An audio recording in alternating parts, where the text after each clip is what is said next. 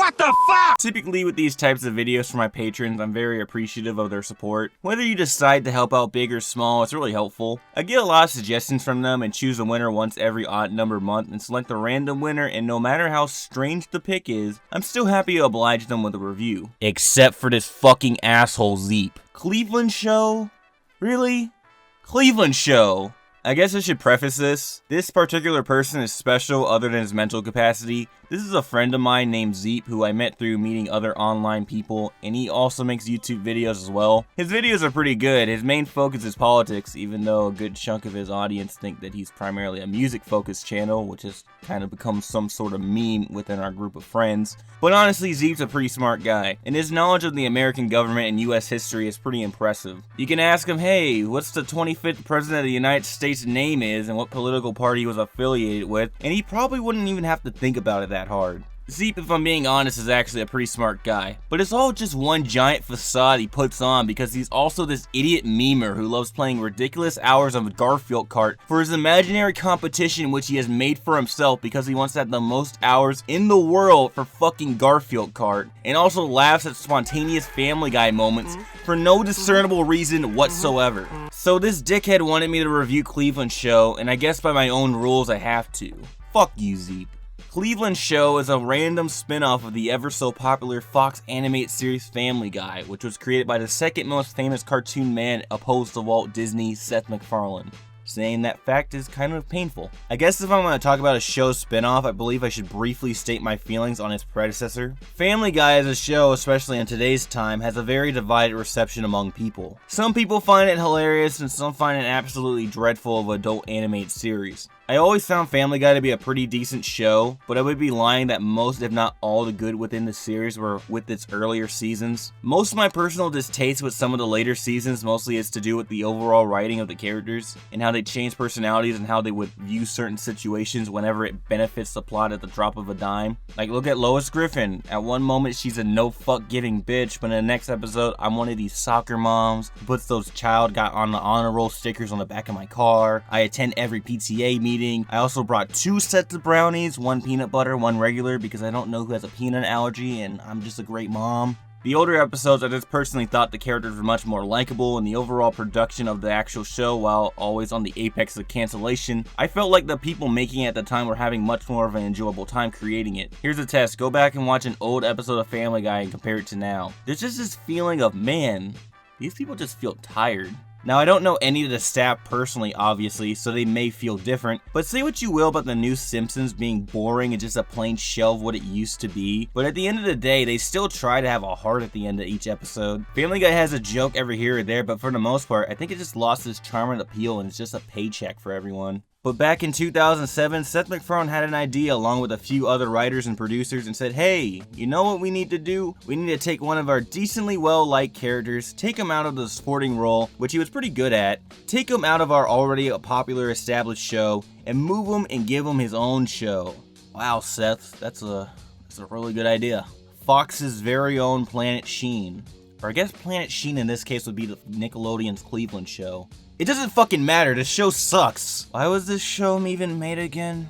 Obvious one being Family Guy's already established popularity. Family Guy, no matter how you feel about it, is iconic. Almost to the same stature as the thing it was inspired by, The Simpsons. The Simpsons basically laid down the foundation for an adult animated TV show on TV to survive, but just like anything that lays down the said foundation, something will come along and evolve from that. And you can make the argument that South Park did this first, but I believe Family Guy's impact will forever be greater than Matt Stone and Trey Parker's. And the popularity of Family Guy is truly something to behold when you think about how something could die twice and return to a major cable network and still garner enough of an audience and still keep this kind of success in 2018. 2. Seth MacFarlane is one of the most bankable cartoon creators to ever live. Name me another person who has started off as a cartoonist and elevated himself to the mainstream and make him into relatively somewhat of a star of actual Hollywood films and become something of a popular big name producer. With a net worth of $100 million, you'd be hard pressed to find one, much less one with a working pulse. Putting his name on a project equals money. His audience will follow him just on his name alone,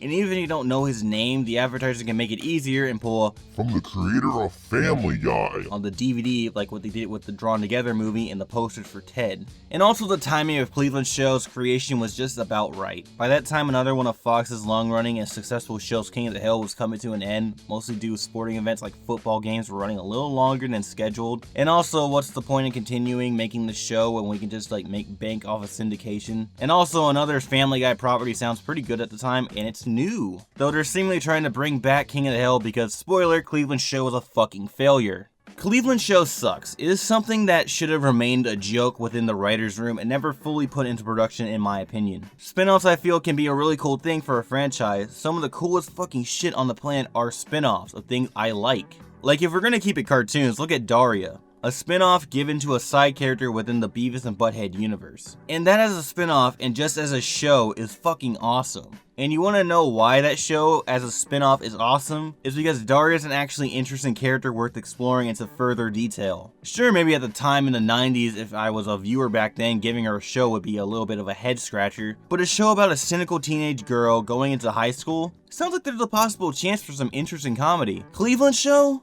No. The Cleveland show is just like if you took Family Guy and you neutered it. No, it's just like one of those soda machines and you're drinking a soft drink without the syrup that gives the said drink its flavor. You're gonna take a sip of it and possibly still drink it, but within your head you're gonna be thinking like, this isn't right. This is not what I came here for. The Cleveland Show is a show about Cleveland Brown, a failed small deli owner moving from his home he has in Massachusetts to Quahog after losing his home in a divorce from his former wife Loretta after she cheated on him with his neighbor and friend Quagmire. If I were to pay any sort of compliment to this show, at least their reason for the character to leave actually has some sort of continual reason for their absence. So Cleveland heads to Virginia and rekindles with a former girl he had a crush on back in high school. And they end up getting together, and along with that came their 2 kids she had in a previous marriage. Wait a minute. 1, 2, 3, 4, 5 family members. One's a small talking child, an annoying teenage daughter, fat retard, caring and somewhat violent when necessary mother, idiot fat alcohol drinking father who puts his family into wacky shenanigans. Well, at least there isn't an alcoholic talking animal. Oh, fucking damn it. Literally Family Guy in fucking blackface with lamer jokes. All the plot lines are basically the exact same, except within the Cleveland show, a lot of them at some point are about Cleveland just being in his town, reflecting on his path, like an episode about his former interest in the sport of baseball. In episodes that follow Cleveland Jr., who, fun fact, is voiced by Kevin Michael Richardson, whose fucking Twitter handle is still Cleveland Jr. for some reason, even after the show's cancellation. Well, I guess I'm glad someone had fun during the production of this show. Daddy, will you wipe me? There will be episodes where Cleveland Jr. is just getting bullied, and I'm just like, these episodes could easily be a Family Guy episode if they haven't already, and change the character to Chris, and it would be almost exactly the same thing. The only thing that is drastic enough to make it not exactly Family Guy is the Cleveland show's lack or restraint use of Family Guy's staple cutaways. With this show already being pretty unfunny with its joke and a bit gross in some episodes, like the Thanksgiving episodes, I fucking hate this episode. I always never been a fan of characters having visible on-screen vomiting, and this episode just has a lot of that. I really do hate this joke. Like, this is sidetracking the review. It was never truly that funny, and it's literally in every adult cartoon. Like, this happens so much so it's becoming a meme within my own headspace whenever I watch one of these shows. Anyways, but with Family Guy, if they ever had a really shit joke, they could sometimes just rely on a cutaway joke to bail them out at times, and get a quick laugh between transitioning between scenes. With Cleveland's show, you don't get that luxury. Like, you just get a really lame joke, and then it just kind of ends and moves on. Like, of all the shows to have really shit cutaways, this is the one. And the style of Cleveland's show is just like Family Guy as well, with nothing really distinguishable. Characters still do the same sort of poses like in Family Guy, like the leaning arc back thing and the hand behind the back poses, and also those overly animated, overly specific jokes are in here as well. It's just the same, but just lamer. Hey, living room, bedroom, dinette. Oh yeah, you can find them at the market. We talking about flea market. Stool bin, it's just like a mini mall. One of the more puzzling things about the Cleveland show is the list of guests that appear on the show, like actual basketball stars and like actual popular musicians come onto the show, like Nicki Minaj and Kanye West. Hey, good morning, Kanye. Shut the fuck up. What the hell is up with Kanye and fucking Cleveland Show? Whenever you see him, you may get the impression like, okay, maybe he's like a little bit crazy. I decided I can't do this song, I can't do the rest of the show until everybody stand up. This is the longest I've had to wait to do the song. It's unbelievable. Is he in a wheelchair there? But you do get the impression that this man is a very busy man. You see him has to do his fucking music career, he produces and does all these other things for other artists and runs a label, but yet has time for 5 episodes of Cleveland Show. The only reason this is only a point in the video and it kind of infuriates me is that Kanye West doesn't really have an expansive track record for TV and film appearances, so his filmography looks like this. Oh, he was in an episode of Entourage and like 5 episodes of Cleveland Show, in a shitty Anchorman movie. If y'all gonna get down, then Wesley Jackson and the MTV News crew went in. What's MTV? I think it's a venereal disease. Cleveland Show was a mistake. And that's not just my opinion, that's pretty much most of the people who made this show. Even Seth MacFarlane thought it was a terrible idea with how many jabs he throws at it. Hey guys. Hey, Death, what are you doing here? Actually, I'm here for your show. Oh, come on, man, I'm on vacation. You could say, oh, it's just some sort of subtle jab, but there's some sort of deep-seated truth to every joke, and I bet he fucking hates this show. And so do I, Seth. Fuck you, Zeep. Don't ever make me do this again, you piece of shit. Donate $1 to my Patreon, you can win a review of your choosing in March, and the winner will be announced February 25th. I've been MarsReviews, and you wanna know why blacks don't have TV shows? This is a good example. Find it. It's just like a mini mall. Hey, hey, you heard me. Come shop, I said flea market. Steuben. It's just like a mini mall. Hey, hey. Living room, bedroom, dinette.